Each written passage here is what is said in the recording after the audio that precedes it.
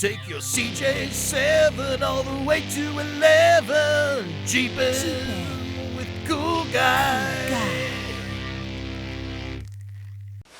Alright, along this saga of replacing various pieces on your rusted out Jeep tub, what are you going to do when your rocker panel is rusted out? Because I think almost all of them are at some point or another. And I replaced the whole thing from here to here. Not to tout it too much, but Classic Enterprises also makes this piece. And the nice thing about it is they give you about 4 inches, I think it's about 4 inches, of replacement space, and there's a flange that they cut in, or they make into it, that fits up underneath it. So it gives you a nice, easy place to kind of spot weld from the inside, so that you're not basically spot welding or plug welding or tack welding 4.5 feet of metal, because it's not going to work. So what you do, you measure how tall it is from here to here, and then you measure that out on your body, various spots, run a nice big score line across it, and then get out your angle grinder and cutting disc, and then just cut as straight of a line as possible all the way down. Now, mine wasn't straight. I mean, it's just human error that's going to happen no matter what.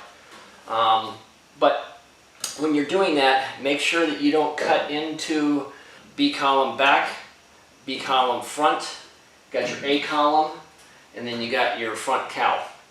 Now, the bottom part of your rocker is tacked into the bottom part of your floor pan, because your floor pan has a flange that goes like this. And as you can see by my tack welds, this is where they all run.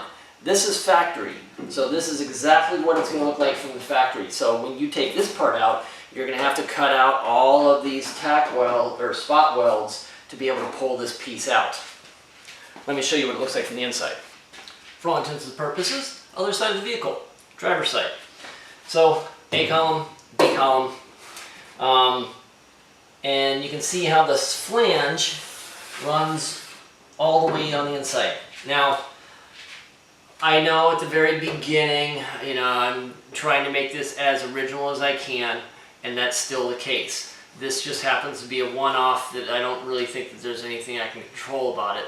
So I'll deal with the flange, I'll put some good seam sealer over the top of it, and you'll just have this ridge that runs across. So when you're installing this rocker panel with this flange, it's going to occur to you that you can't run the flange in behind the support pieces. So what I did is I actually cut out the flange from here up, so it kind of notched it out, around the areas where the supports are. So it doesn't have to fit up behind the metal that's actually spot welded into your different supports. When you do that, if you do that, make sure that you are very specific, because otherwise you're going to have a hole here that is exposed to the outside. So as a result, that's what I did, and then I had to just tack weld, kind of plug weld those various spots on the outside. You can see the seam there. That will all be filled in with a little bit of Bondo. The nice thing about that flange is it doesn't leave a lot of area that you have to Bondo in. So a nice little 1/4 inch seam of Bondo, sand down, and you're not Bondoing your Jeep to death, which is kind of cool.